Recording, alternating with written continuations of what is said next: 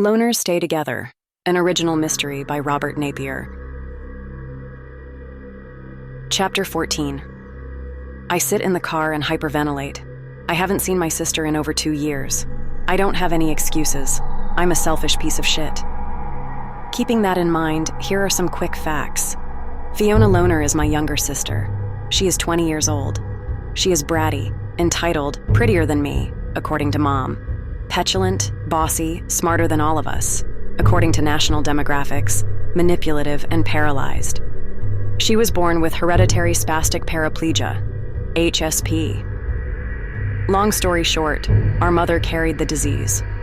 She found out after Grandpa died. I was 12 and Fiona was 7, I think.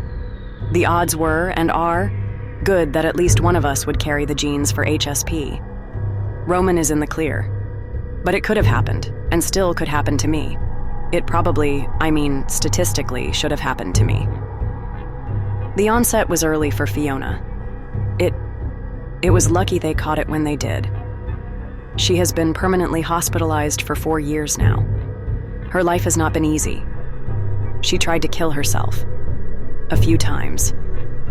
But that's the trouble with round-the-clock care. There's no privacy. You can't get anything done. I told you she's brilliant. She never should have had the chance to try, but she's a sneaky cunt when she wants to be. I haven't had the nerve to face her for a long time. It's shitty for me to go to her now about Roman, but maybe this is my chance, you know? Maybe. I call her Fifi because she hates it. The hospital is a grand old dame, the best loner money can afford. It's got an impressive facade, more neoclassical than Gothic. The interior is sterile and utilitarian. The walls of the labyrinthine corridors are decorated like an art gallery. After a half hour in the car screwing my balls on, I spent another half trying to find the right ward. Yeah, maybe if I visited more often, right? Somehow someone tells this doc that I'm poking around. He and a nurse intercept me at the elevators. He introduces himself, perhaps a little flustered. Dr. Crenshaw, 40-ish, soft-spoken. I tell him who I am and who I'm visiting. I guess I was supposed to call? I don't know, I've never come here by myself. As we followed the very upright nurse down the blindingly white tiles, Dr. Crenshaw makes small talk. Fiona is very special. She's been an absolute privilege to work with. I transferred here in May. She's only had one visitor since I arrived. I didn't know she had a sister. The way he says sister, I know he knows she has a brother. Was it Roman? The one visitor? Right. And I understand he's passed away? I was a little unbalanced by his intel. He can tell by my pallor that he's right. Fiona doesn't know. Her father called and we agreed this isn't the best time for her to be told. Why not? She deserves to know. We pass through 2 separate common areas. There are cafeteria tables and low bright carpet. Several patients are sitting with staff playing board games or combing their hair. It's quiet. No shock treatment, no straitjackets. I don't know what people imagine these days. There's no histrionics, just blank medicated faces. Fiona's been with us for 4 years. She has made tremendous progress. Her scores are off the charts. He's talking about IQ tests. That strikes me as more barbaric than water torture, and Dr. Crenshaw is at least experienced enough to read my expression. He matches my frown. But just this last month or so, she's been worse than ever. We turn a blind corner and the nurse escorts us into a breezeway. What's her problem? Lately she has no grip on reality. Reality, what's that? Dr. Crenshaw is not charmed by my sophistry. I'm very serious, Ms. Loner. We have to agree on what's real and what's not. It's what keeps us connected to each other, to society. It holds us together. And what does Fiona think is real? We came to double doors that are propped open, letting the wind billow the light curtains. The nurse politely indicates which way to look. There's a black wheelchair facing away from us, lit by the sun. I recognize Fiona's strawberry hair, grown long, cascading almost to the ground. Crenshaw speaks quietly, superstitiously. Recently, Fiona has been convinced the devil is coming for her. She's obsessed with the idea. It's not what I expected. I guess I thought her delusions would be more original. And, said Crenshaw, she's been having nightmares, dreams about the devil. The nurse approaches wide, so the patient can see her coming. She bends at the knees to tell her a visitor has come. The nurse points at me, but there's no way the patient can see. Dr. Crenshaw takes the lead and indicates I should follow slowly. He touches Fiona's shoulder and she leans into it. When I'm close enough to hear, she says to him, "I told you, Dr. Crenshaw, the devil is coming." Fiona smiles playfully. "And behold, you've brought her right to me." "You look terrible, Fifi." I teased her as I walked behind her chair on the winding sidewalk.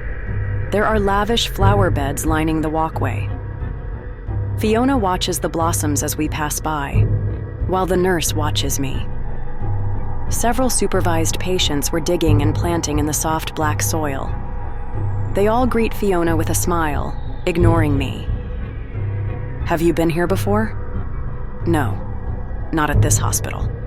"No, I forget things. They give me pills, you know. You don't forget shit, Fee. Hustle somebody else, will ya?" Fiona laughed mischievously. "Everybody else is boring. I just came because I wanted to know something." "You must really be desperate to come all the way here."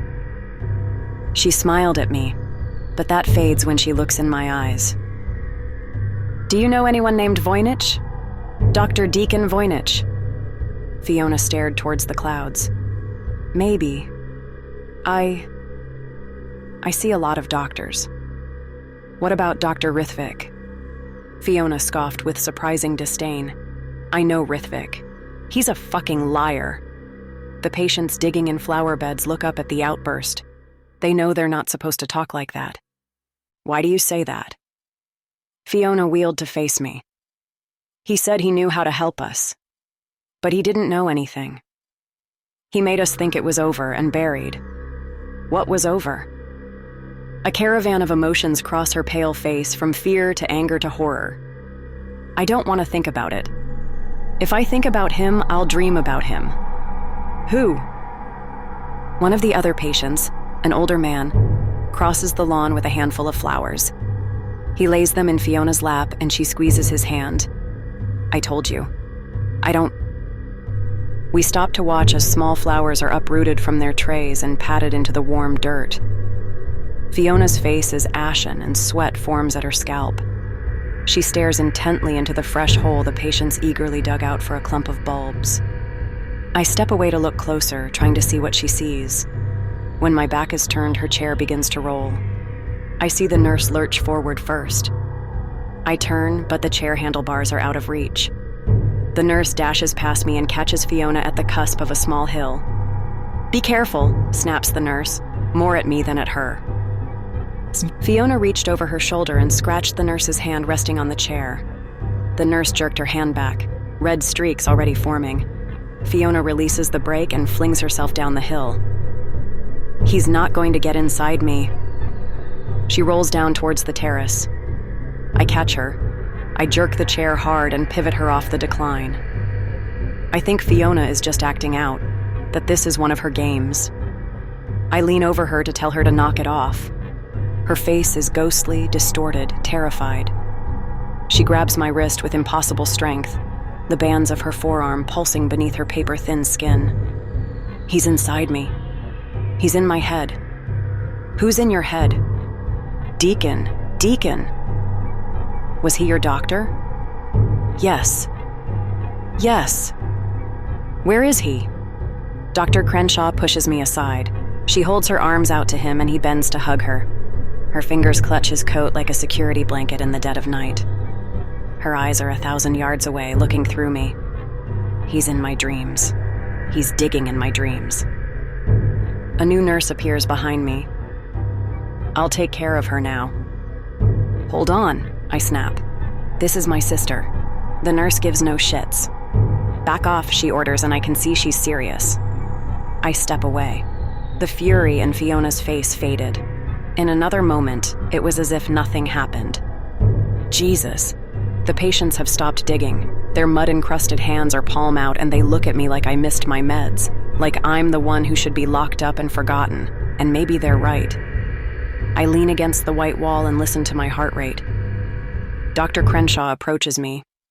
She has good days and bad days. I don't know what to say to that because I'm mad. I get into his personal space, but he doesn't retreat. Who's Dr. Voynich? Who? Deacon Voynich.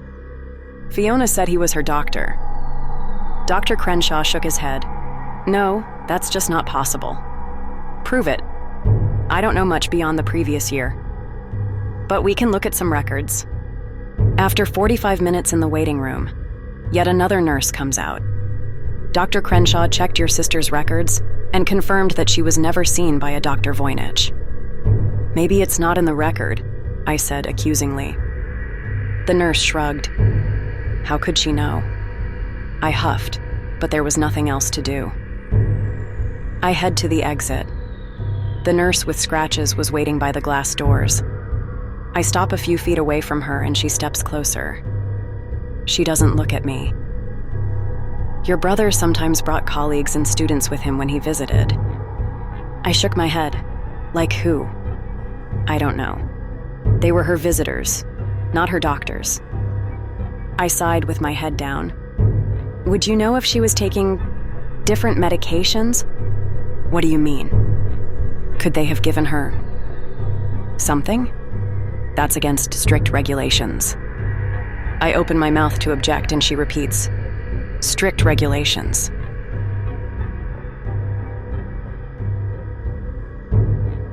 Hello, listener. My name is Robert Napier. I just wanted to say thank you for your support. Whoa, hold up a sec. This seems like a good time to pause for a second. If you're anything like me, and I'm betting that you are, if you've come this far, then you're probably asking yourself, who is Robert Napier anyway? Yeah, we've heard his name over and over, maybe seen it written in a dark corner of our video screens. But have we really ever asked ourselves, just who is this clown? Or more to the point, who does he think he is? I mean, he must have some nerve putting his name all over my story. So I did some digging. Turns out he's this Midwestern nobody from Indiana. Actually not too far from where I grew up. Besides a few other books and some boring-ass YouTube videos, he doesn't have much of a footprint. I was surprised to find out he had 4 degrees, in bullshit like cybersecurity and cognitive science, even a master's in advanced counterterrorism. Shit. I didn't even know you could get a degree in that.